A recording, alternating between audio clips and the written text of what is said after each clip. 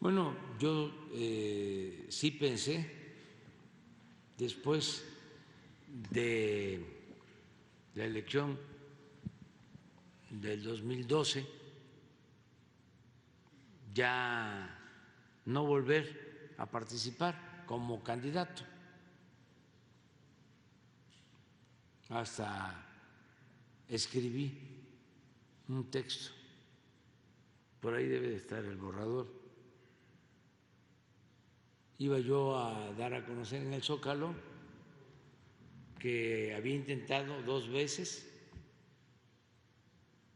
ser presidente de México, pero que no había podido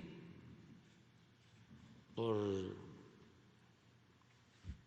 distintas circunstancias y que ya no iba yo a volver a ser candidato a la presidencia, que iba yo a luchar toda mi vida por mis convicciones, por mis principios, pero que ya no iba yo a volver a ser candidato a la presidencia.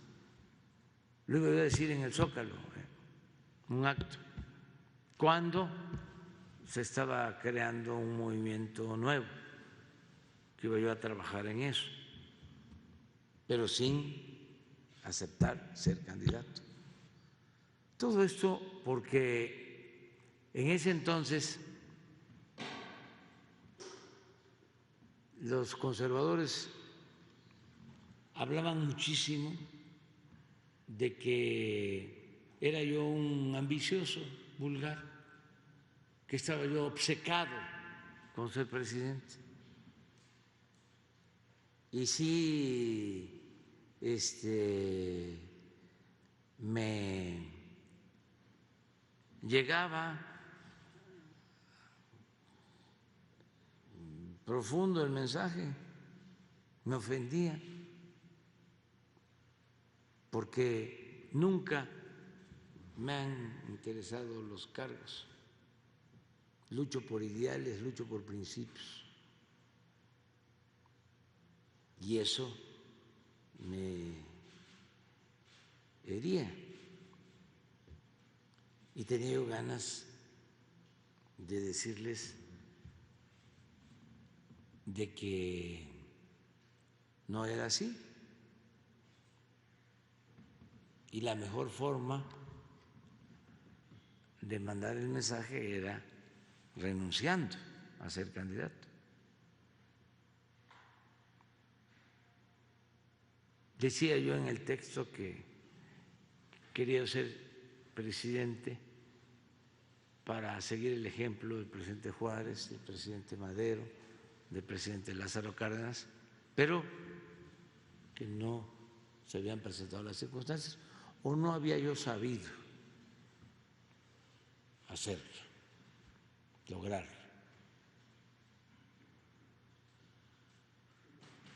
Y estuve a punto de tomar la decisión, pero pensé también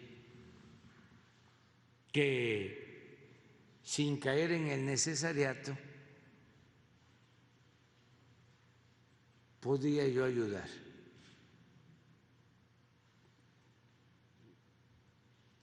a que se llevara a cabo la transformación,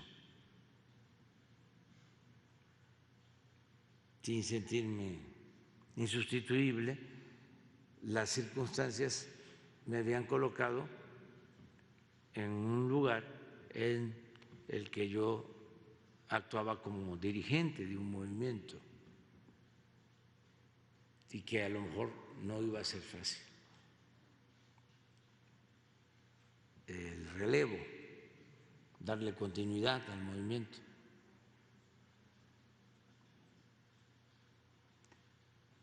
Además, también pensé, porque uno no es solo razón, ya siempre he dicho que la política es razón y pasión. Pensé que mis adversarios pues iban a poner felices, iban a brindar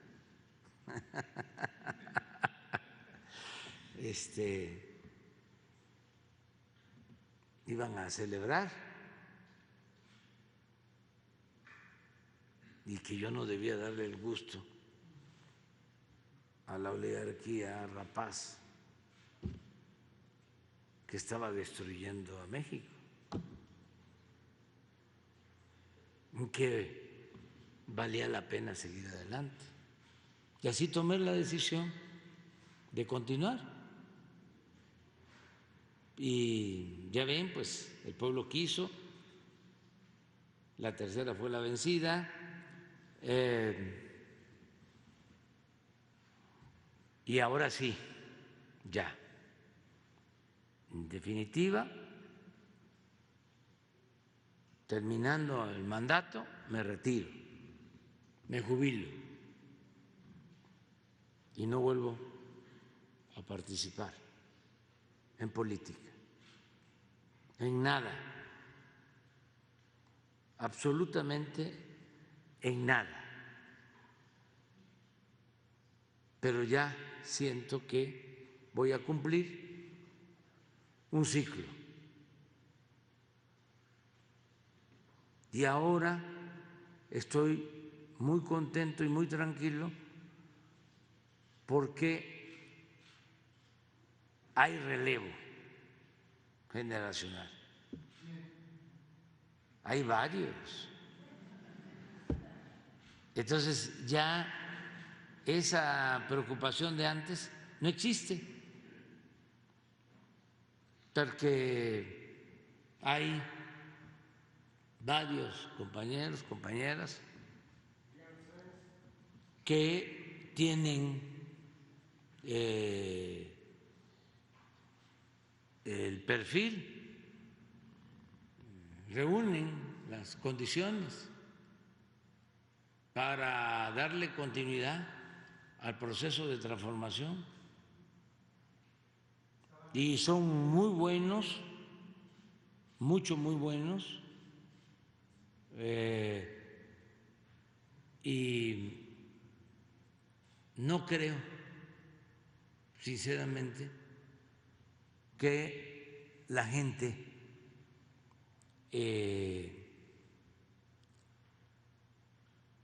quiera que regrese el régimen de corrupción, de injusticias y de privilegios. No, no.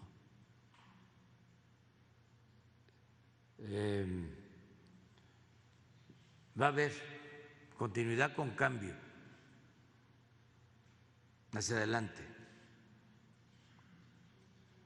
Ese es mi punto de vista, esa es mi visión. También aprovecho para aclarar, les voy a contar por qué lo de la corcholata, porque se usa por nuestros adversarios de manera despectiva. Sí, cuando existía el destape, hasta hace relativamente poco, todo esto también ayuda a los jóvenes, ¿no?, para entender pues la historia política y la historia reciente. Cuando era presidente Luis Echeverría, pues se acostumbraba de que en su momento el presidente nombraba al sustituto. Supuestamente nadie se movía, habían tapados y de repente el presidente decía: va a ser este secretario, y ya utilizaban al partido en el gobierno para llevar a cabo ahora sí, el procedimiento. Llegaba el finado Fidel Velasco a la secretaría del elegido y ya le daba el respaldo, y luego la la CNC, y luego la CNOP y la llamada cargada. Así era el destape. Entonces, todos salían, o en los últimos tiempos salían de Gobernación. Díaz Ordaz salió de Gobernación, era secretario de Gobernación, y ahí había hecho carrera, porque incluso antes había estado de oficial mayor de Gobernación. Y luego Echeverría salió de Gobernación.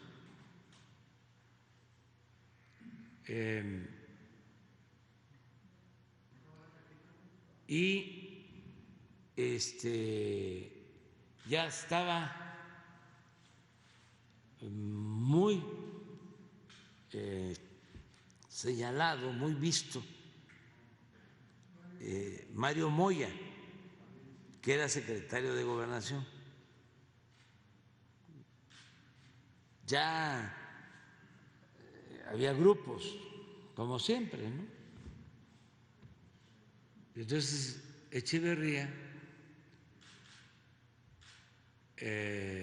pues decide que no iba a ser Moya,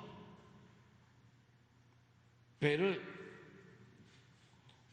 ya había una situación de mucha presión.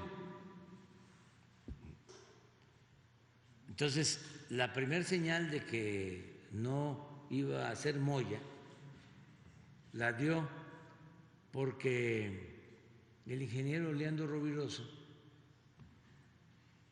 era secretario de Recursos Hidráulicos y amigo de Echeverría desde joven. Entonces, de repente declara el ingeniero Rovirosa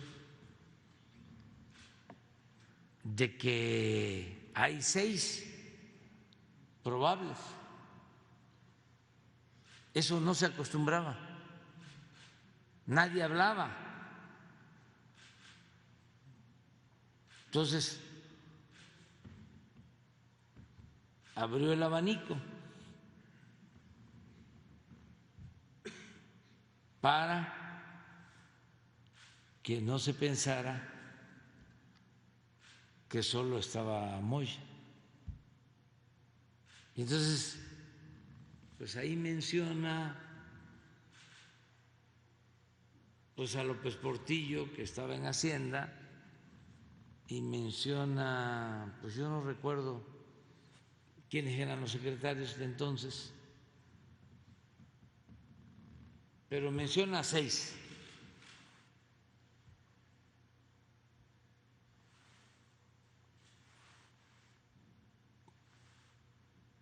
Don Jesús Reyes Heroles, que era presidente del PRI, declaró de que Rovirosa no se debía meter en distritos electorales porque él no se metía en distritos de riego, porque fue así, pues muy sorpresivo para lo que se acostumbraba. Entonces, el ingeniero Rovirosa me platicó, porque luego fue gobernador de Tabasco. Yo empecé en el gobierno trabajando con él. Él me dio la oportunidad de ser director del Instituto Nacional Indigenista en Tabasco, de 1977 a 1982, saliendo de la escuela. Ahí aprendí a trabajar para los pobres y por los indígenas, desde 1977, siendo él gobernador. Estaba entrando como gobernador, pero esto fue antes. Ya cuando él llega de gobernador está ya López Portillo de candidato o ya de presidente. El caso es de que hay una recepción aquí en Palacio y vienen invitados especiales del mundo, gobernantes, jefes de Estado, y a los secretarios les toca atender a un invitado especial.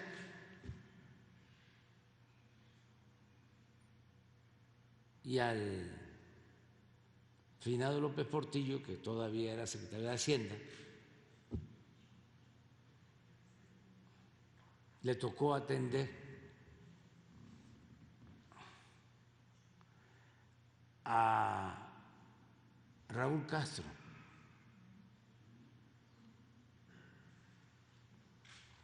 Y entonces en la recepción me cuenta el ingeniero que vienen López Portillo y Raúl Castro y se topan con él.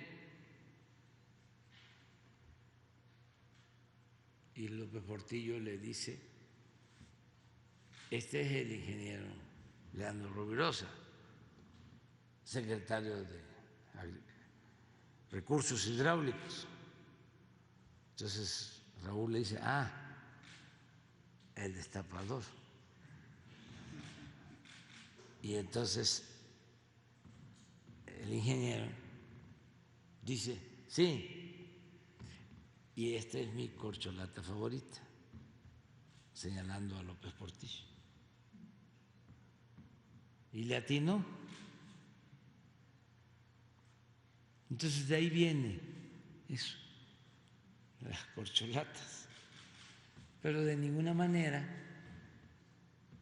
es tratar de forma despectiva, porque yo no voy a decir esta es mi corcholata favorita,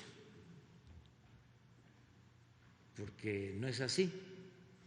Respeto mucho a mis compañeros, a mis compañeras, y quien va a decidir va a ser el pueblo.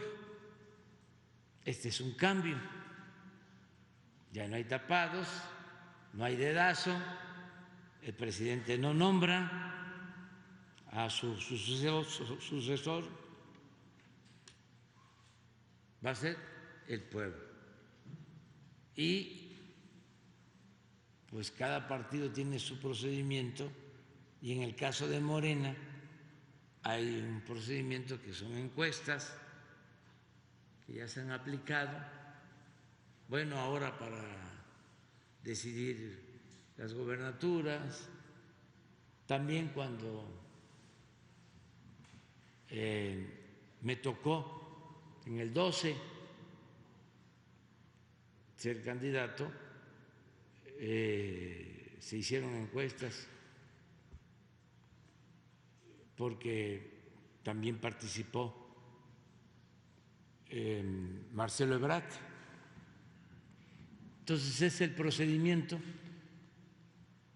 se van a llevar a cabo, tengo entendido, esas encuestas están en los estatutos del partido, es un procedimiento, y el que gane la encuesta, mujer o hombre, pues ese va a ser el candidato. Y yo, cuando se conozcan los resultados, voy a apoyar al que gane la encuesta, al que gane la encuesta, sea quien sea, porque voy a respetar la voluntad de la gente. Y no hay favoritos. y estoy muy contento porque quien sea el candidato del movimiento garantiza el que va a continuar la transformación. No es buena noticia para nuestros adversarios, que algunos a lo mejor están pensando o se están frotando las manos, ya se va a terminar el gobierno, ya nada más 2 años. Pero primero son 2 años y si hemos hecho bastante en menos de 4 años, cuando estábamos sentando las bases, imagínense ahora que ya traemos impulso, porque en política cuenta mucho el impulso. A veces los gobiernos fallan porque se pierde el impulso, pero cuando ya se trae impulso, pues ya, nada más tenemos mucha claridad de lo que hay que seguir haciendo. Nos ha funcionado la fórmula que se ha aplicado: cero corrupción, cero impunidad, cero lujos en el gobierno y liberar todos esos fondos que se ahorran para beneficio del pueblo. Y está funcionando muy bien. Incluso hay algo de lo que voy a hablar el día 1, de que aún sin crecimiento económico, porque se nos cayó la economía con la pandemia, hemos logrado una mejor distribución del ingreso. Y esto ha significado que la gente más pobre esté mejorando. De acuerdo a información del INEGI, los más ricos en promedio llegaban a ganar, cuando llegamos, 18 veces más que los pobres. En una encuesta que no es actual, porque ahora yo creo que va a ser mejor el resultado, de todas maneras, una encuesta que se dio a conocer el año pasado, ya no eran 18 veces, eran 16 veces. Quiere decir que la brecha se está reduciendo. Porque antes pocos tenían mucho y muchos tenían poco. Y eso no se logra nada más con crecimiento económico. Eso se logra con una mejor distribución del ingreso, de la riqueza, mediante aumento al salario, mediante los programas de bienestar, que no haya pensión millonaria para los expresidentes, pero que sí haya pensión para los adultos mayores. Y esa política está dando resultados. De modo que en el tiempo que nos falta se va a avanzar mucho y pues estoy muy contento porque hay relevo generacional o relevo para que haya continuidad con cambio. en el gobierno y no creo, ni siquiera tengo que tocar madera, está muy difícil de que la gente quiera que regrese el régimen de corrupción, de injusticias, de privilegios. Por más dinero que utilicen, por más campañas negras, por más control de los medios de información, no, ya no.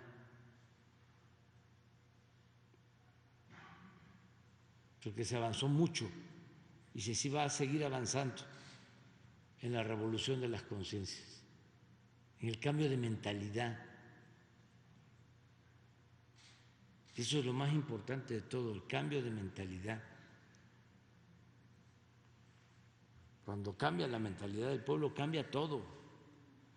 Hay veces que hay revoluciones y la gente sigue pensando igual.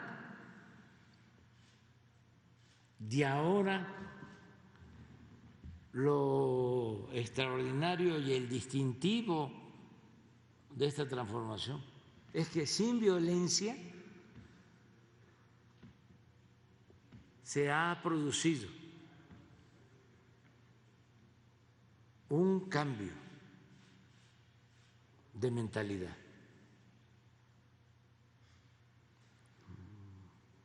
una revolución de las conciencias. Por eso es de los pueblos más avanzados del mundo. Ya de por sí México era excepcional, con una gran riqueza cultural, pero ahora tiene también mucho potencial político. Es de los pueblos con más gente consciente en el mundo, con menos analfabetismo político.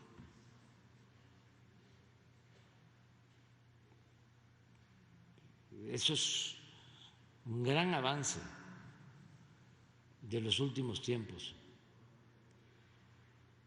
y por eso estoy optimista. Pero bueno, adelante.